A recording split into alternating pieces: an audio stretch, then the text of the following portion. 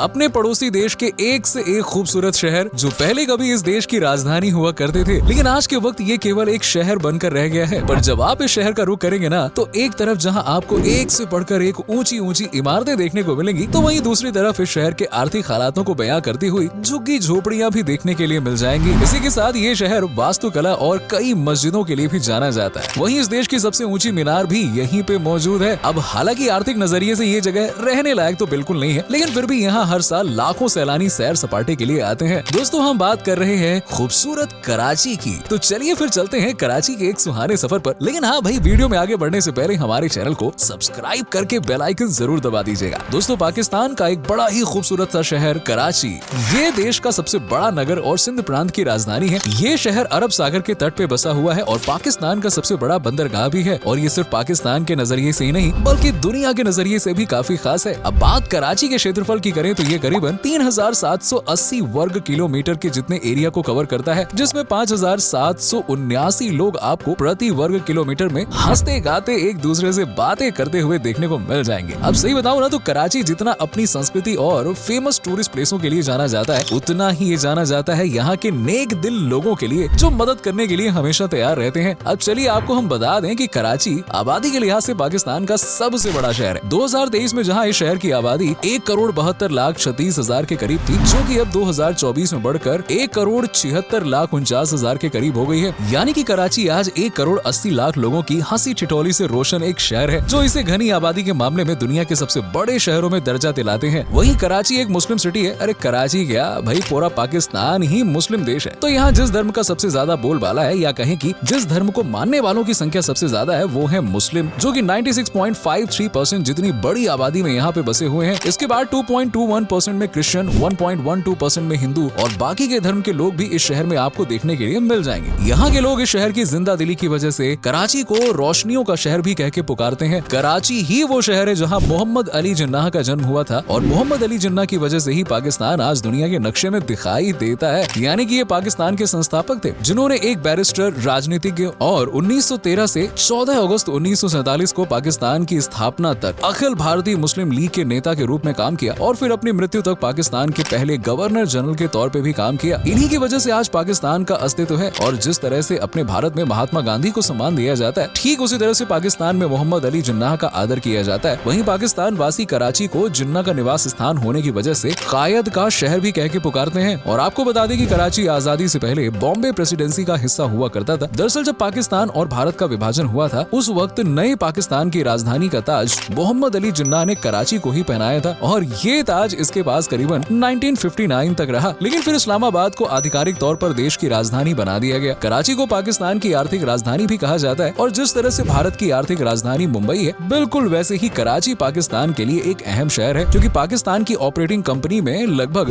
90% companies के headquarter Karachi में ही है। वहीं 100% बैंकों का मुख्यालय भी इसी शहर में है। ये एक परिवहन केंद्र के रूप में भी काम करता है, और इसमें पाकिस्तान के दो सबसे बड़े बंदरगाह, कराची बंदरगाह और पोर्ट कासिम, और साथ ही साथ पाकिस्तान का सबसे व्यस्त हवाई अड्डा जिन्ना अंतर्राष्ट्रीय हवाई अड्डा शामिल है, जो शहर और देश दोनों की ही इकोनॉमी को बेस्ट बनाने में अपना योगदान देता है। यही वजह है कि आज कराची की जीडीपी करीबन 202 बिलियन डॉलर तक पहुंच गई है, और यहाँ की per capita income 1587 US dollar है, जो कि निम्न मध्यम आय है। कराची को आज नए उभरते शहरों के तौर पे देखा जाता है, जिसकी वजह यहाँ के युवा भी हैं, जो बहुत ही मेहनती माने जाते हैं। ये पढ़ाई लिखाई हो या फिर कोई और भी काम, अरे बड़ा मन लगा के काम करते हैं यहाँ के युवा। यही वजह कि आज कराची का लिटरेसी रेट 75% तक पहुँच गया है, जबकि पाकिस्तान का लिटरेसी रेट सिर्फ 62.3% तक ही सीमित है। कराची को एक पढ़ा लिखा शहर बनाने में जितना योगदान यहाँ के लोगों का है ना, उतना ही हाथ यहाँ के बेहतरीन कॉलेजेस और स्कूल्स का भी है, जिसमें कराची ग्रामर स्कूल पाकिस्तान का सबसे पुराना स्कूल है। वहीं कराची यूनिवर्सिटी, जिसे KU के रूप में जाना जाता है, पाकिस्तान की सबसे बड़ी यूनिवर्सिटी है, जिसमें लगभग 24,000 स्टूडेंट्स अपने फ्यूचर को ब्राइट बनाने के लिए हर साल एडमिशन लेते हैं। अब एक तरफ कराची का जहां हमें आज ये रूप देखने को मिलता है, वहीं दूसरी तरफ कुछ साल पहले इस शहर को सबसे खतरनाक शहरों में गिना जाता था। दरअसल कराची शहर भी गैंग वॉर का शिकार रह चुका है। देखिए 80 के दशक में जब अफगानिस्तान का युद्ध हुआ था, तब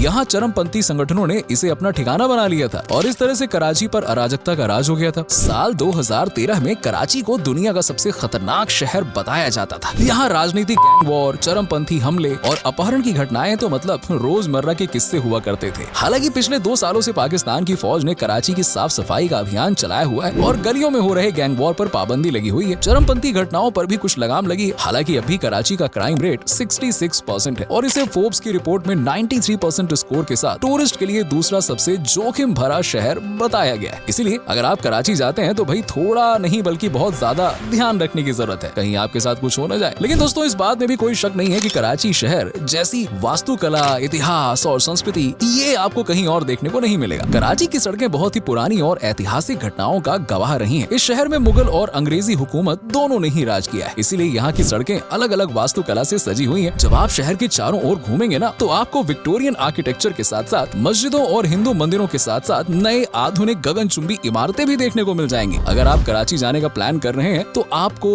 अरबी और हिंदू भाषा में कुछ वर्ड्स सीख लेने चाहिए, क्योंकि यहाँ बोली जाने वाली भाषाओं में अरबी और उर्दू ही मेन है। हालांकि अगर आपको इंग्लिश, पंजाबी ऐसी भाषा भी आती है तो भी आपका काम बन जाएगा। यही वजह है कि पाकिस्तान घूमने आए हुए टूरिस्ट सबसे पहले कराची का ही रुख करते हैं, क्योंकि टूरिस्ट के बीच में ये शहर काफी फेमस है। यहाँ पाकिस्तान का राष्ट्रीय संग्रहालय, पाकिस्तान समुद्री संग्रहालय, गांधार सिविलाइजेशन और मोहत्ता पैलेस यहाँ आने वाले टूरिस्ट को अपनी तरफ आकर्षित करने में माहिर है। वहीं इस शहर के लोग भी टूरिस्ट की मेहमान नवाजी करने से पीछे नहीं हटते। साथ ही साथ यहाँ की लड़कियों की खूबसूरती देखकर तो है आप दीवाने भी हो सकते हैं, क्योंकि कराची को पूरी दुनिया में खूबसूरत लड़कियों के लिए भी जाना जाता है। यहाँ की लड़कियाँ बहुत ही सिंपल और तहजीबदार होती हैं, जो आंखों ही आंखों में कब आपका दिल चुरा ले जाए आपको पता भी नहीं चलेगा। और अगर आप त्योहारों के दौरान कराची जाते हैं तो भाई लड़कियों के साथ साथ आपको यहाँ पे अलग अलग रीति रिवाज भी देखने का मौका मिल जाएगा। कराची में हर साल कई तरह के त्योहार और इवेंट्स सेलिब्रेट किए जाते हैं, जिनमें ईद उल फितर तो भाई बड़े ही धूमधाम से मनाया जाता है और कराची की हर गली इस दिन सेवइयों और खीर शुरमा की खुशबू से महक उठती है। मतलब हा। इस त्योहार की अलग ही रौनक कराची में देखने को मिलती है। इसके अलावा कलश त्योहार को भी पाकिस्तान में कलश जनजाति के लोगों द्वारा मनाया जाता है। ये एक छोटा और बहुत ही अनोखा जातीय समूह है और इस त्योहार में शामिल होकर आप इनकी संस्कृति और पहनावे से रूबरू हो सकते हैं, जो कि अन्य पाकिस्तानियों से बहुत अलग है। इसी तरह से आप शबे बारात, जो कि पाकिस्तान का एक फेस्टिवल है, उसमें भी शामिल हो सकते हैं। इतना ही नहीं, कराची जाकर आप कई मेलों का भी हिस्सा बन सकते हैं, जैसे कि सीवी मेला। सीवी मेला एक पाकिस्तानी सांस्कृतिक उत्सव है जो कई शताब्दियों से बलूचिस्तान के सीबी में मनाया जा रहा है और ये त्योहार अपने पशु बाजारों, ऊंट दौड़, लोक नृत्य और स्थानीय हस्तशिल्प के लिए जाना जाता है। ये मेला फरवरी के लास्ट में लगता है, तो अगर आप चाहें तो फरवरी में पाकिस्तान की टिकट कटा सकते हैं। कराची में ही दोस्तों पाकिस्तान की सबसे ऊंची इमारत भी मौजूद है। 62 मंजिलों वाली इस इमारत को बहरिया आइकन टावर के नाम से जाना जाता है, जो पाकिस्तान की सबसे ऊंची इमारत है और इसे देखने के लिए आपको अपनी गर्दन ऊपर उठानी पड़ सकती है। वहीं एशिया की सबसे बड़ी झुग्गी बस्ती भी आपको यहीं देखने को मिलेगी। कराची में स्थित औरंगी टाउन सबसे बड़ी झुग्गी बस्ती है, जहां लाखों लोग आर्थिक रूप से लड़ते हैं और कभी कभी भूखे पेट भी सो जाते हैं। कराची के बेहतरीन टूरिस्ट प्लेसेस की बात करें तो आपको सबसे पहले चरना द्वीप पर जाना चाहिए, जो कि सेंट्रल कराची से सिर्फ 2 घंटे की ड्राइव पर है। यहाँ आप तैर सकते हैं, स्नॉर्कलिंग कर सकते हैं और द्वीप की चट्टान के आसपास स्कूबा डाइविंग भी कर सकते हैं। इसके अलावा आप कायदे आजम का मकबरा, जो कि शुद्ध सफेद संगमरमर से बना हुआ है, यहाँ भी जा सकते हैं। ये मकबरा मोहम्मद अली जिन्ना का विश्राम स्थल है, तो इस मकबरे को देखना बिल्कुल मिस मत कीजिएगा। वहीं भूलनी तो आपको तूबा मस्जिद भी नहीं चाहिए, जो गोल मस्जिद के नाम से जानी जाती है। अपनी बड़ी बड़ी गुंबददार छत के कारण ये मस्जिद शहर के प्रमुख आकर्षणों में से एक है, जिसमें एक साथ 5000 लोग जमा हो सकते हैं। अगर आप शॉपिंग लवर हैं तो इसके लिए आपको एम्प्रेस मार्केट में जाना होगा, जहाँ पे हर चीज मिलती है। यानी कि यहाँ पे आप कपड़े, स्टेशनरी, यहाँ तक कि पालतू जानवर भी खरीद सकते हैं। वहीं खाने के मामले में तो कराची का कोई जवाब ही नहीं है। इसे जायकेदार और मसालेदार सिटी खाने के लिए जाना जाता है, जहाँ पे आपको बिरयानी से लेकर हलवा और कबाब से लेकर निहारी हर चीज टेस्ट करने को मिल जाएगी। वहीं गरम गरम हलीम का स्वाद जब आपकी जुबान पर चढ़ेगा ना, तो आपका दिल भी गार्डन गार्डन हो जाएगा। इसके अलावा आप आलू बुखारा चटनी, मलाई बोटी, काटा काट और चिकन टिक्की जैसे लजीज खानों का स्वाद